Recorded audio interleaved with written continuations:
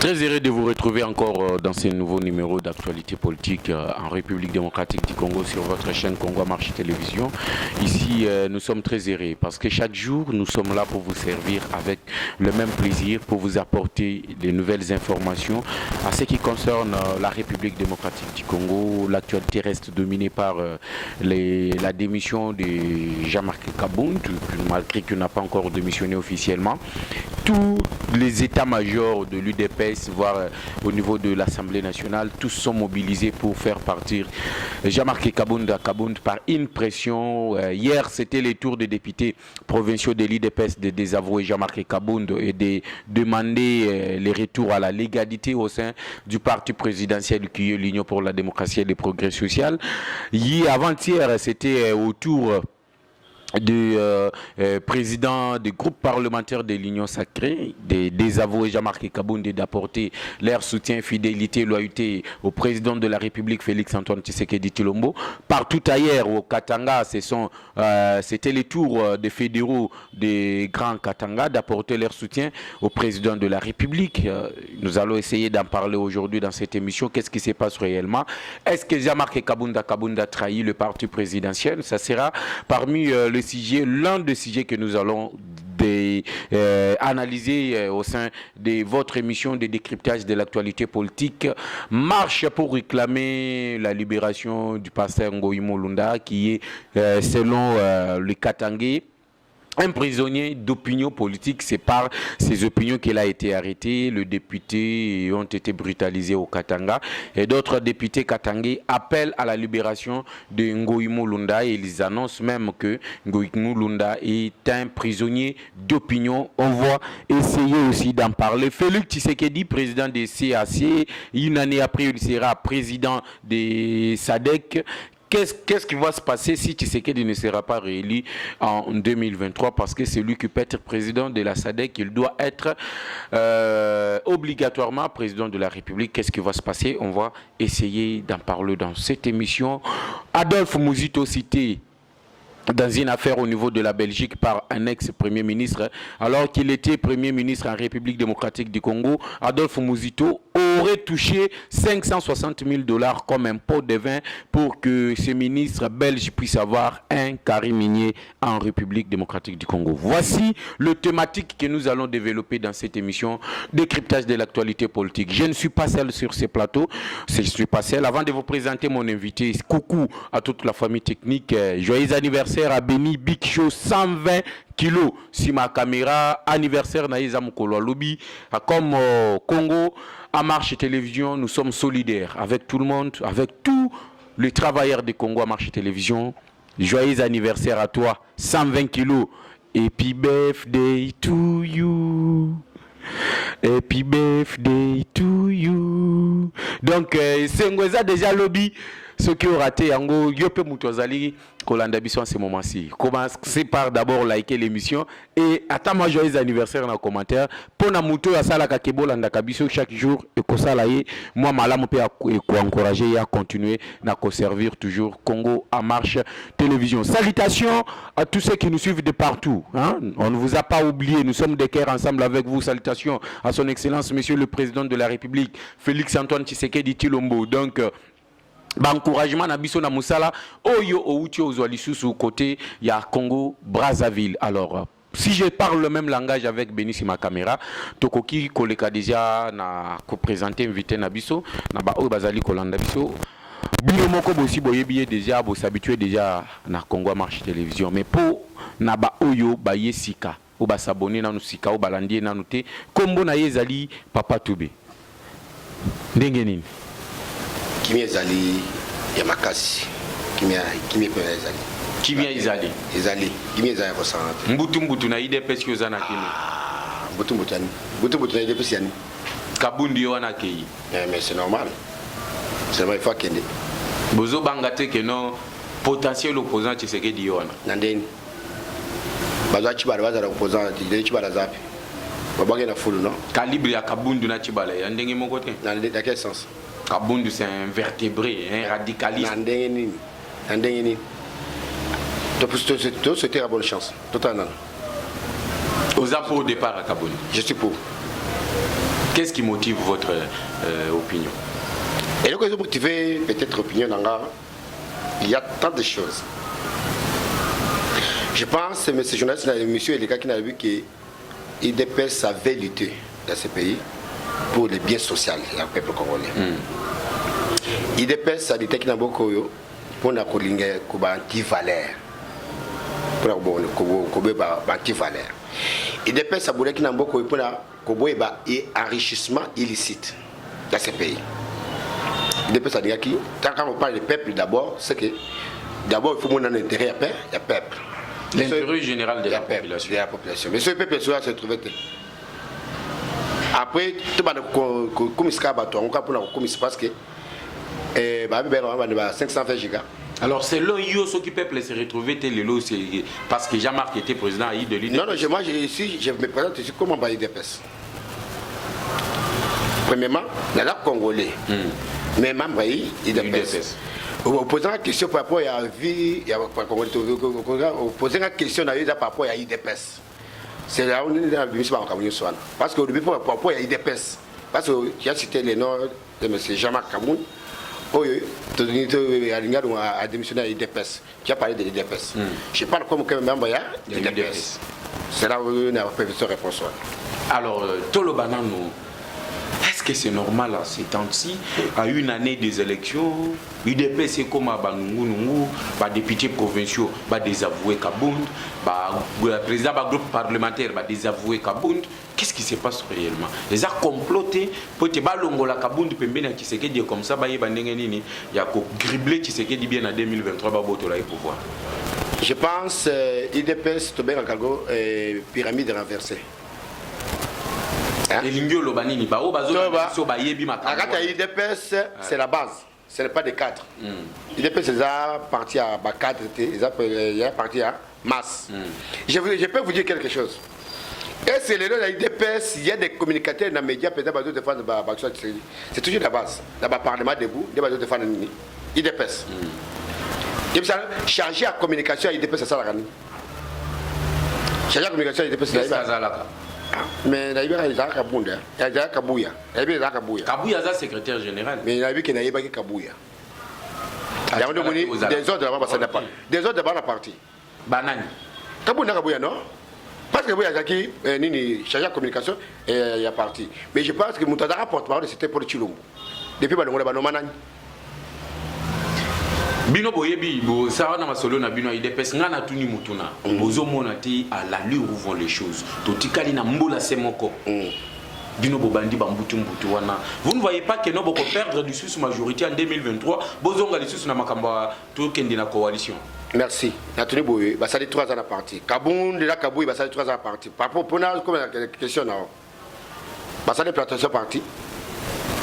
Qu'est-ce qu'ils ont préparé pour 2023? Parce que ce que moi il y a d'autres partis, FDC, au moins que chaque fois il y a des réunions.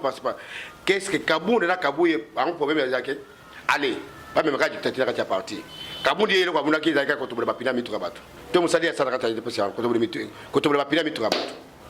Donc pour aller laisser libérer Moussa Nassana quand il IDPS comme président IDPS. Il y a un mythe à Bapiné. Vous savez, ça y a Kabound, Kabouya, vous savez, il y a un cimetière à Tissé là. Il y a un ceux qui vont à Kika Mouzolé, à Yanaka Mouzolé. Donc, on va préparer la IDPS pendant 3 ans. Est-ce que l'IDPS a menacé sur le plan international, social international, international socialiste pour l'IDPS, qui pendant 3 ans, depuis 2018 jusqu'à 2021, tu fais cotisation. Mais 3 ans, c'est pendant le mandat, pendant que Kabouya va gérer parti.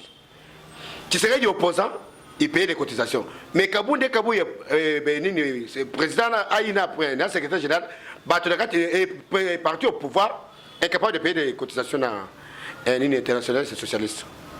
Après, il faut bâtir Baron. Et maintenant, tout qu'elle paye plus loin. Kabound est Kazaki, abandonné que les amis sociaux il y a commis ce qui serait peut-être en 2023 Kakayani, président de la République. Pas c'est une partie implanté.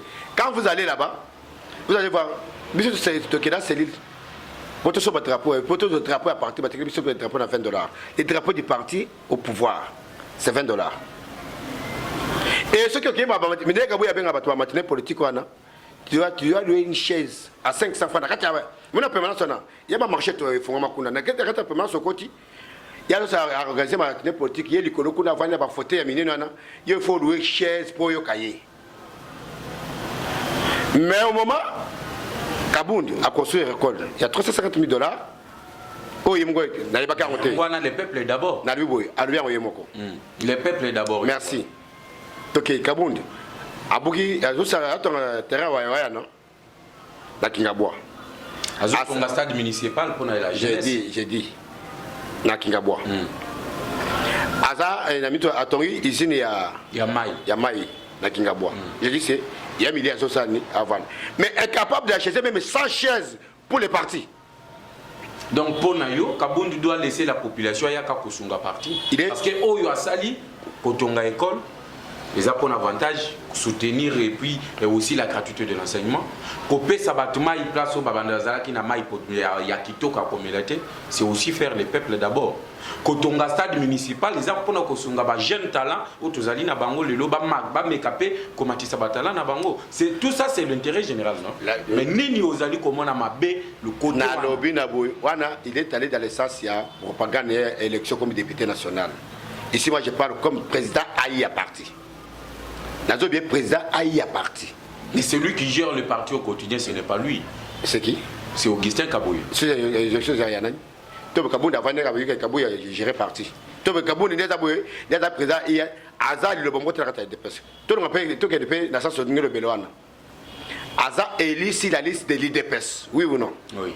Aza qui élit la liste, il y a l'IDPS. C'est qu'il y a un membre de l'IDPS, il va commissaire d'année, député national.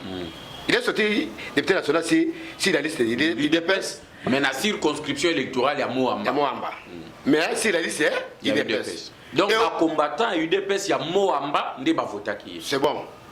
Mais maintenant, président il y a IDPS. Président il y a IDPS. On se retrouve vraiment sur IDPS. Depuis que nous avons combattu, nous avons les lots qui ont été coulés à la chatte.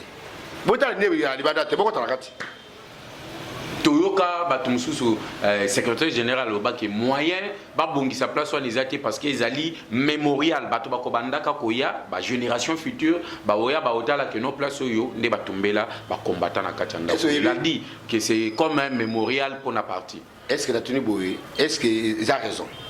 Mais tant que vous avez permanent, ça va être maquette, non? Les beaux permanents, on a maquette. Les alliés. Maquette à Mazan. Et l'Ingyo Lobani. Mais il a besoin de j'ai marqué ça, c'est Kabila, non? Moi, c'est Kabila. J'ai marqué ça, il y a une photo, il y a TGV. Oui, TGV, avion, train à grande vitesse. Au train des Aïkala. Tout il y a marquette, tout ça, Kabila, les 5 chantiers. Il y a la permanence. On n'a pas photo, il y a marqué tout là. Il y a la permanence. Mais il est là. Il est salam. Kabou, il est simple secrétaire général du parti. Simple secrétaire général, il a la fonction de soutien. Il n'est ni député, ni sénateur. Il est simple secrétaire général du parti. Aboya Moussala Pesa pour nous servir. Ah, papa Tiranayo. Tika. Ils ont malobanaï, ils ont raté. Malobanaï a proposé Moussala. On a proposé. Aboya pas ministère. On a proposé. Yemoko Moutoualoba. Moutoualo pas venir. Moutoualo on a pour le point de presse comme ministre indéni. Il y a ça chaque jour, les amis. Matinée politique. Pour le matinée politique, il y a un point de presse. Mais monsieur, il y a posé une question. Après, il y a banditi, amen, amen, et si vous avez un bakei. Après, point de presse, il y a même un journaliste RFI 24, France 24, il va poser la question, répondre. Je vais aller à Ronimaye. Oh, la Liga Ganabato, Congo Zamouké. Papa va dire interview. Papa va interviewer même yo. À sa point de presse, le journaliste va tenir, sans journaliste va poser la question. À répondre, Nandi Maye. Alors, Yona Kabouya, principalement, les compétences. Ce n'est pas un règlement de compte, ce n'est pas de la manipulation, pas manipuler Binoboya. Vous commis Kabound dégage. Les manipulations. Les compétences. Qui vous a manipulé? Bazabe incompétent. Qui vous a manipulé? On appelle ce BF. Parti présidentiel, vous achetez les drapeaux. Parti présidentiel, ok, il a parti aux autres qui tu peux en vendre. Dans la matinée politique, il y a bien Parti présidentiel, va aujourd'hui, après avoir va là-bas vérifier. Pourquoi le Parlement des boules et aussi à permanence, tu dis qu'on pense. J'étais là-bas hier. J'étais là-bas hier. Les gens qui passent des là. Et non, non. Bazon qui cité. C'est roi des agios, tout ça qui est la permanence. Tout ça qui est moutanda dans 7 ans, tout ça qui est moutanda dans 7 ans, on va se réunir les bandes à moutanda. Mais maintenant, notre permanence, oh, tu sais qu'il y a mis ça, on a yé. Que son nom me repose un peu. Papa, non, il fallait qu'à ça là. Abimisa Mouna a subi la permanence. Et papa, combattant, il a une permanence pour la visibilité à la partie présidentielle. Il a dit bon, tu vas me penser. Ça, c'est devenu comme une dictature. Allons-y au Congrès. Alors, allons-y au Congrès. Retour à la légalité de Peter Kazadialobi. Selon vous, qui peut être président de l'UDPS? Non, il y a beaucoup de cadres qui sont là, qui sont aussi compétents, plus que eux. Oh, il y a aussi les Kabunde Kabouye. On va être compétents, papa. Ils sont venus. Je ne peux, moi, je ne suis pas décideur. Bazali. Il y a pas que Bazali. Bazali. Banani. Parce que Toyoki qui batouana ne Bazali ko manipuler binoboya bolo bakaba. Na dobino ke Bazali. Bazali. Il dépêche na que to kan ça que je n'aime son nom. Au moins il dépêche na. To ça qui na Pongo. Les gens croyaient qu'il appelle Pongo, c'est fini. Le secrétaire général. Secrétaire général. Rémi Massamba. Rémi Massamba. Papa, il a ça, papa, quand c'est qu'il essaie de faire accueillir. Nani Belgique. Belgique a été bagué ça, Chitu Chetu. Et Chitu Chetu. On va s'en aller à Guinée. Vous voyez qu'il dépasse les Koufa. Il dépasse les Koufa. Mutanda ye. Mutanda kuto aya abunda na mama moko boye. O ba ibiso qui serait ya zoko akofi na poto. Abodi parti qui a kola na kutu. Parti o bimi bozo bakabundelo. Kabunda mutanda na tinda na section na ni dépasse. Malgré que c'est à la poto, c'est la Kabila. Et puis ça va tout bazolanda, biso ngana lubité, makamona bino IDP c'est-à-dire bisoté, biso tozolo kasango. Nazo qu'est-ce qui se passe? Mutanda na nani na Kabundu. Na na section IDP. Mutanda sani abuti poto, bakotana na père. Ay papa a sala tourner RDC Mobimba. Pour la dynamiser IDP. Dans une année avec son argent propre. Parce que l'IDP ça coûte froid. Après c'est là que c'est fini. Et c'est toi le Kabila Zulu Kabila des moments le Kabila Ngaboma il dépasse Mutandaya avec son argent a tourné à RDC Mobimba pour la réaliser parti. Après Mutanda Sani accueilli Jacqueline Chabani ayi. Jacqueline Chabani Sani accueilli. Aujourd'hui parmi bateau bazolo kapek de Kabundi Jacqueline Chabani. Comme ça, la commune a sauté. Jacques Mena Kei, et Nani, Mavunga Sani, aïe, Mavunga est parti, Kabunda aïe. On en est très bien. Même si Kabunda doit y avoir il peut se résister toujours. Bah, autant, pour quelque chose d'autre, Jacques Mena, dans la guerre là-bas, même Jacques Mena, il est peu couteau, il a considéré parce que, et puis c'est beaucoup à fonder, il dépasse n'a pas qu'à ma tête. Tant de tourner à permanence. À fonder IDPS. À des tournants bon à permanence de Guénini. Il faut fongo là. Série, il y a pas mon carte. Il y a membre. Tant que tu serais à l'ongolier, apporter IDPS plainte. Na quatrième oui. Té. Na matete. Quatrième. Na matete kuna na tribunal à matete. Mutagena c'est peut-être biso de tokena na mafungo poto tokena mukula tokena penalty IDPS. J'étais dans kata mouvement ba combattant. Jacques Chabani au Zomonwana. Mais il y a des gens qui arrivent aujourd'hui. Il y a des gens qui arrivent aujourd'hui. J'aimerais, je ne vais pas encourager Jacques Chabani. Mais on ne va pas départ à Jean-Marc. Je te dis, non, tu as besoin. Moi, il y a un truc qui moi, je parle de faits. Alors, retour à la légalité. Tozonga n'a pas fait. Le retour à la légalité, l'Indiolo Bakeno, Tozonga n'a pas fondement, bien n'a pas test. Il y a parti présidentiel. Les aboïtés. Oui. Ce qui Tozongi n'a pas la légalité, Oyo Peter Kazadia Sengaki, lobby, donc Kabund, il faut l'ongwa président Aïe, Azonga secrétaire général. C'est tout à fait normal. Dans quel sens? Kabund avait eu les mandats. J'ai dit que Azonga a un mandat. On a dit très bien. Ma PC mandat, c'est comme si Azonga secrétaire général Félix Azaï président est parti. On s'est trouvé empêché. APC mandat est représenté par parti. Parce que moi, tu sais, c'est pas parti. L'incompatibilité des fonctions. Kaboul pouvait rester secrétaire général et vous en parlez très bien. Avec ce mandat, Ils ont parlé très bien. Mais ils ont représenté le président de parti. Il y a parti. Mais il y a beaucoup de mandat à violer, beaucoup à nommer Kabouya. Secrétaire général. C'est que tant on le met, il y a Kabouya secrétaire général. Il y a combien de présidents à parti, non? Oui, excusez-moi. Tout le banane na place. Si Kabound va payer un mandat spécial à la président Aïe. Azalaté. Oui. Bah, ça mandat spécial. D'être le président. Représenter chef de l'État. Mais c'est quoi? C'est assumer l'intérim, non? Ah, pour assumer l'intérim. Mais il y a moi la président. Ah, oui, assumer l'intérim. Après, tu nommes. Alors, ceux qui assument intérim, il y a président, il y a parti. Oui. Alors, poste n'a eu à la voix. Quand il faut que tout le monde à occuper à ça l'intérim, il y a secrétariat exécutif, il y a parti. Il y a une fois dans ces pays, Mobutu a géré un secrétaire général, non?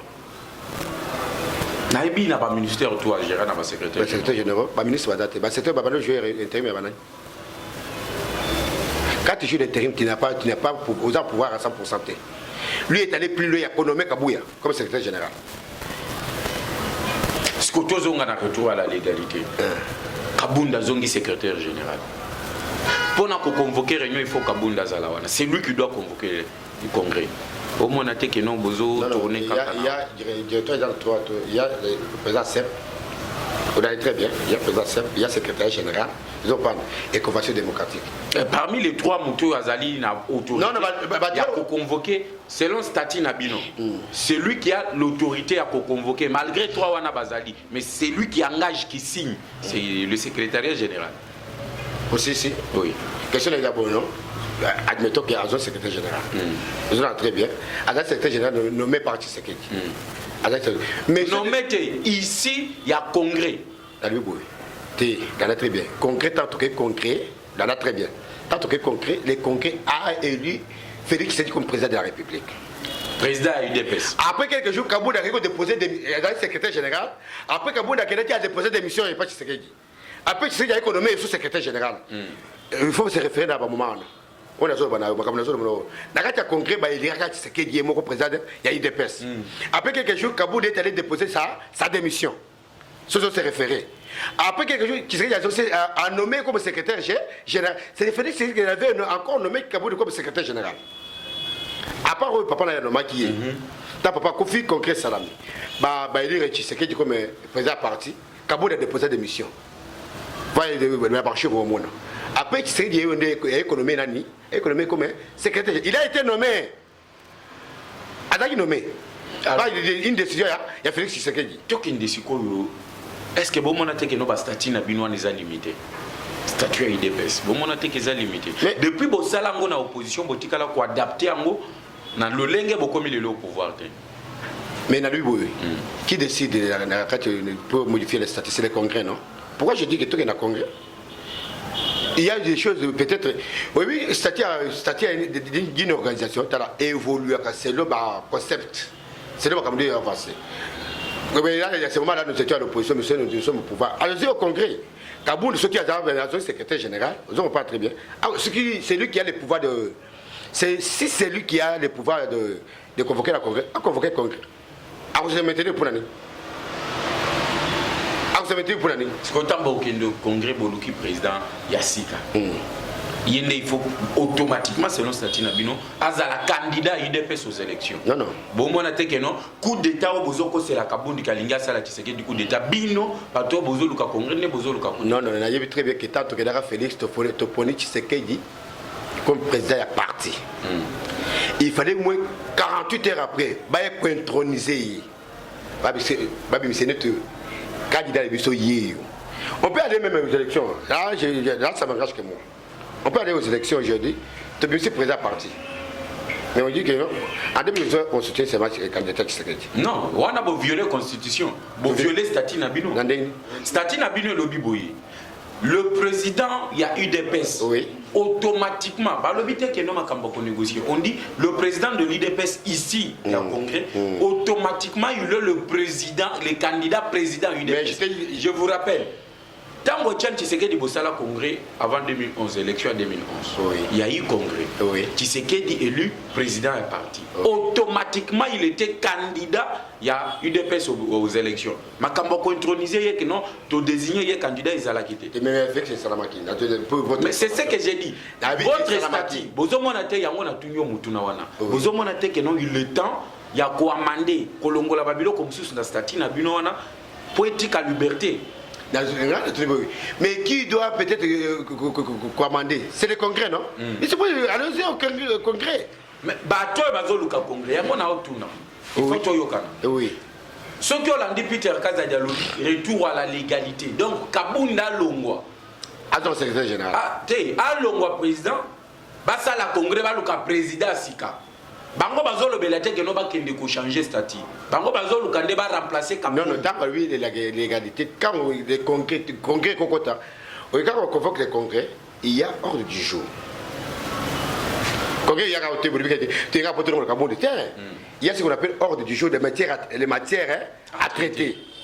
Mais si arrivé que peut-être va se lever article 1. Que maintenant il faut tout changer article 1 dans le congrès. Il peut pas. Mais ce que nous disons, allons-y au congrès, Kaboundé, Kabou, il s'agit de compétences, il faut regarder la tête à l'IDPS. Point de vue na yo yango. Point de vue na yo. Pas de regarder la tête à l'IDPS. Parce qu'il ne faut absolument rien. Bozo banga teke départ à Kaboundé Union Sacrée au Koye. Mais par exemple, groupe parlementaire, tout ça, de transport, on a fini dans Tshisekedi, non? Mais toi, on a confiance, vous allez très bien. On a vu ça avec Kabila. On a vu ça avec Kabila, nous sommes la dernière minute, Mabunda Sali, mais c'est que je sais très bien que même Kaboundé n'a pas Kaboundé, maintenant, Togoban, Kaboundé n'a Kabouya, parce que Togoban Kuna, nous avons des chefs d'État qui est fort. Et à cause du deuxième mandat. Et ce peut le chef de l'État avait comme Kabound un défenseur. Moutoua Bandakio défendre, tout le monde a s'est prouvé de tout le monde. Moutoua Kouboya et Loko Nazate. Alors, ceux qui balongoli Kabouya, et Kabound plutôt, aux hommes que non, on fragilise Félix Tshisekedi. Parce que Tshisekedi a failli, a raté ici la destitution à l'époque, il y a un tambouement Benjamin Maboun. Moutoua a dénoncé c'est Kabound, Peter, Chilumbu, les Jacquemin et les autres, tout le monde a bangoté. Moutoua a le devoir à défendre, c'était Kabound. Mon attaque que non, ils allaient peut-être mon manipulation à côté à FCC, balingi va se venger, le lengeni va perdre la majorité, va y instrumentaliser que non Kabunda Longa comme ça qu'il frappe Tshisekedi. Kabunda, pour un mandat il y a 3 ans Tshisekedi, pour un et le quoi défendre Tshisekedi il y a Kabunda comprendre. Mais Kabunda vous marche qui a le baki, parce que c'est que j'ai la base. La tenue bouée. Avant base, il y a pour réagir. Non, c'est idée n'anga ils ont beaucoup ça idée. Ils ne va pas bien avec ces années. Mon temps ça a idée. Allez-y. Kabund lui seul. À quoi qu'on te calé de Rwandais.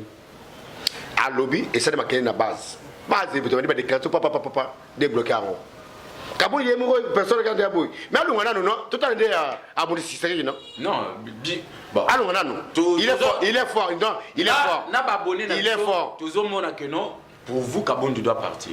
Mais il faut regarder aussi Nassima. C'est ça même le but de ma question. Ce qui Kabunda le bakamakambo na te base linga ke iba yelo côté. C'est quand Kabunda dévalé, ne base yo utomboka. Donc il a fallu quelqu'un parce que ce qui Kabunda le bagaté, le Peter était là, bah yebaki. Qu'est-ce qui s'est passé? Et les autres sont là, ils n'avaient rien dit. Mais Kabound a pris le courage et puis écoutez et poste na il y a premier il y a vice-président de l'Assemblée nationale. Question na mutuna na ngai ngwana. Bozo banga te que no peut-être na politique moi manipulation et kota qui place wana. C'est ça l'essence de ma question. Mais depuis il y a côté au côté moi je ne suis pas venu pour faire publicité à Peter. Mais écoutez, tous à la claire quand même. Ici awa tozana etandoyike. Awa s'il vous plaît, pesanga 30 secondes, nazo zongi c'est là maloba. Awa tozana etandoyike. Tango tozomona bato bazo sala ba déclaration contre Kabound, ce n'est pas l'UDPS. Parce que jusque-là, l'UDPS n'a pas fait une déclaration officielle. Bato bazo sala, ce sont les députés. Ba député wana banani bazo kamba bango net lobby. Qui a pris la parole pour dire que non les retours à la légalité? C'est Peter. Bato ba manipuler bato ba kende kuna, on a vu les Paul Chilumbu. On a vu les Jacquemin Chabani. Yango tozo tanga bakombo na bango parce que l'UDPS jusque-là n'a pas encore pris la position officielle. Il faut tous à la claire, ils allient émission, il faut bao bazolanda biso bazala éclairer. Yango nazotanga ba kombo batwana. Ceux qui ont une déclaration officielle à l'IDPS que nos bino bo désavoué Kaboun ou talisi biso yango comme ça on dirait que non l'IDPS a fait. Mais au sens contraire ils abatwana bangonde bazali koloba. Maloba izongi na ngambo. Opesra maloba. Opesra maloba. Oui. Au toléré penaloba. 3 minutes, vous avez 3 minutes. Na lobino boye Kabund aloba ki biloko aloba ki wana même na top Congo oui écoutez Viana. C'est parce qu'il va que derrière moi. Hein? Attaque derrière lui. J'ai la force il y a base. On a très bien. C'est la même force wana. À part wana ndete loi mina kuna sakata. Kabazwana. Il y a eu même des morts. Ou peut-être na bile le Kabund de Sokina Kabou ba famille na ibarate. Parce que tout le monde tout le monde. Nana le boboy ce qui Peter Kazadi a lobby makambo retour à l'égalité. Nous appuyons ça parce que l'IDPS tout le monde qui quand on parle de déjà état de droit, la démocratie, état de droit, on parle c'est le respect des textes. On a très bien, le respect des textes. Ce qui est toujours la légalité, c'est que nous allons au concret, tout est de concret. Ce que vous d'ailleurs possédez comme président parti, aya, azusko mandat, on a congrès, azu mandat. Ce qui est conforme. Et bon, on va congressiste va voter. Mais aya non. Pour l'année Asani, on va voter. Asani. Ok, tous les cas, parce que tu as commis presque dans ce cas, il faut tout jeter dans l'émission Nabiso. Adolphe Mouzito cité par un ministre belge qui non, parce que ministre belge, un ex-ministre belge plutôt, Ouazali Kosamba au niveau de la Belgique, na makambo ya corruption à ce qui concerne Bakary Mini Ouazoua dans la République démocratique du Congo. Adolphe Mouzito cité Azoua qui peut devenir 560 000 $ comme à compte. Votre réaction? Attends, ça va faire ça va leçon, non? Il y a des personnes qui ont TV5 que nous allons créer l'insécurité pour investir dans ça. 560 000 $. Zakimbo pour détruire le Congo, non? Et nous avons décidé de demander la justice congolaise malgré la justice mauricaine. Pendant les 560 000 $, parce que ma belle a tiré les Congolais. Aussi, regardez encore un grand voleur. Encore un grand voleur.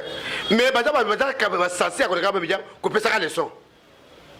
Tant que le bagage va lui dénoncer qu'il y a 60 parcelles à trouver acharnement va devenir sur le dos.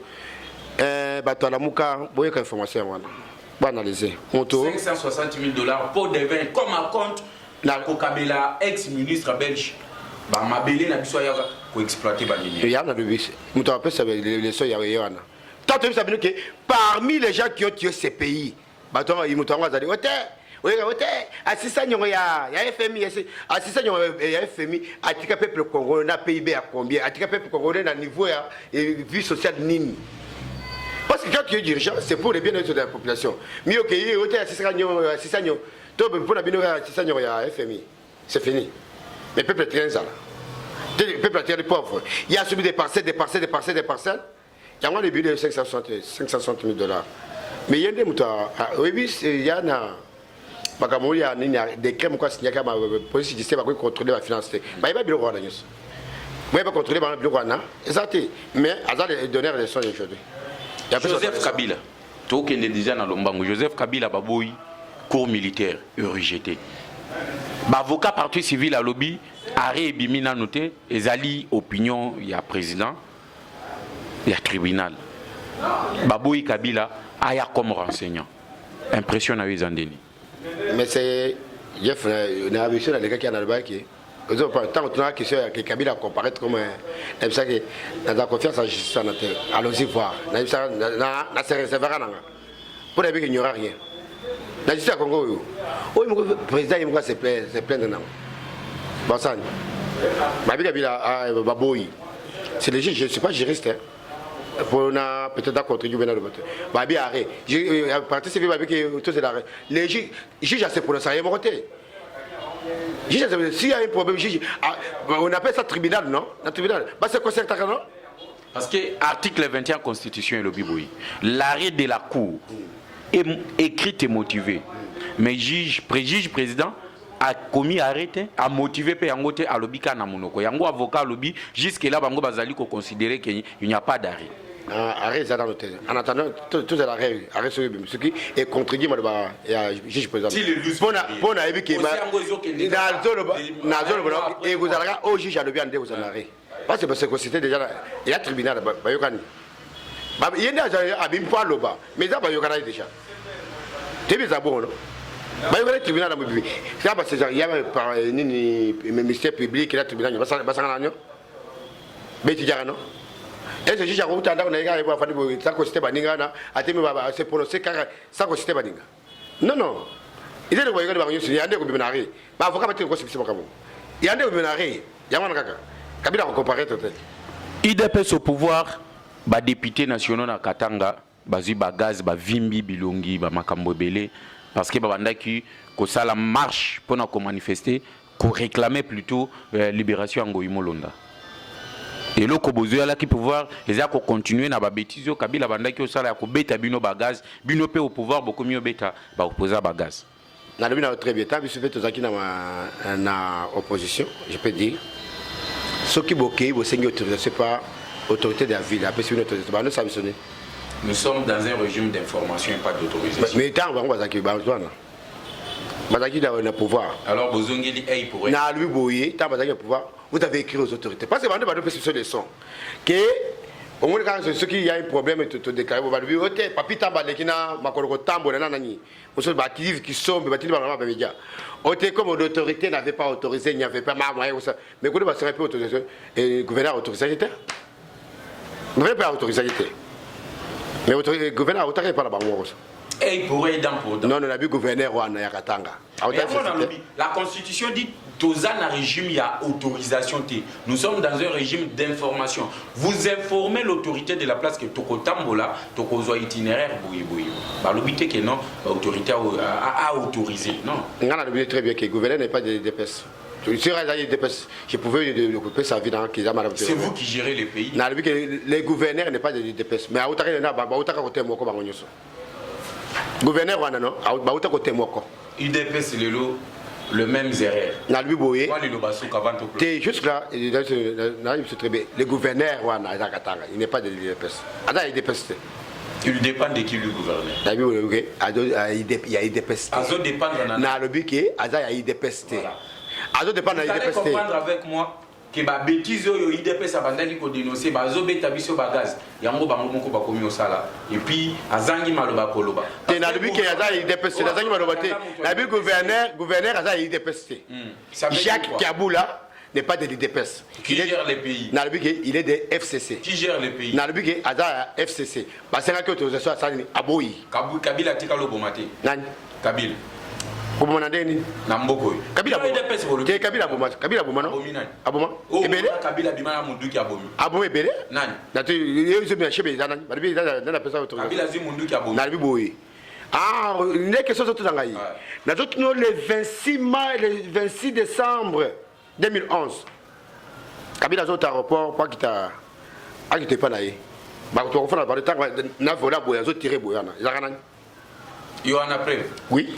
Parce que le lot de l'autre bibé la 4e boya tolo baté que non pouvoir à IDPS de peki si batu batam na le bino boye mais Kabila yo tuninga Kabila Boma timinga plus preuve que le 26 décembre preuve campagne Sili qui serait le père Azoya il pas autant que ce que père Azoya a quitté l'aéroport Njili abano tiré na quartier 1 à Tira ah papa pour une vidéo je te dis c'est que moi j'ai vu la 4e mérite le côté bibé na Frank témoin na Frank Diongo. Vous voulez faire un dion, non? Tu le côté bébé, mais la 4e minute, tu es en bonne déco. Ok. Moi, il y a le basouk avant de clôturer, monsieur. Il y a le basouk qui est un combattant IDPS. Boutique de la Badjalelo. Badjalelo, il va défendre le Kaboul. Kaboul n'a rien fait. La IDPS. Bazou et Missala, va passer par combattant, va souffrir. Bazou et Missala, va passer par combattant, va Louisa, va passer par Missala. Va combattant, va souffrir qu'il est là. Bajale do na jamu to ibu ya lobia ke azuka ka video ke pa kabunda omona to lobelo yo na lobelo yango na lobelo kabunda $100 apesio ndevie ko na IDPS yango na ya bajale lo bomo na ba onyo sona hein mais biso ya bino to ibike combattant s'est retrouvé et nous allons demander que Kabunde Kaboye devait dégager il faut mettre IDPS après tout à l'heure qu'est-ce qu'on va faire Et EDP Félix T. Et président de la République, il a félicité pour le président de la CAC. Zamba Pambolo, après la force rebelle, après ce moyen, parce que les autres Yomoko. Même la partie où nous sommes azate, au Bondera Yomoko.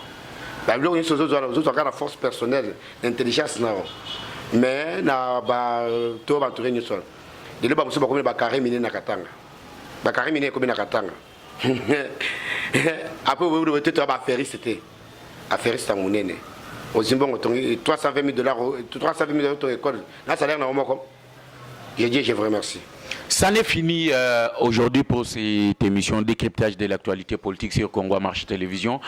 C'est un plaisir pour moi de vous les présenter. Si vous avez aussi l'intention de venir sur notre plateau, le plus 243 81 717 11 97, plus 243 81 717 11 97, c'est notre numéro de contact. On se retrouve à la prochaine occasion sur la même chaîne avec le même plaisir et à la même heure. Ciao.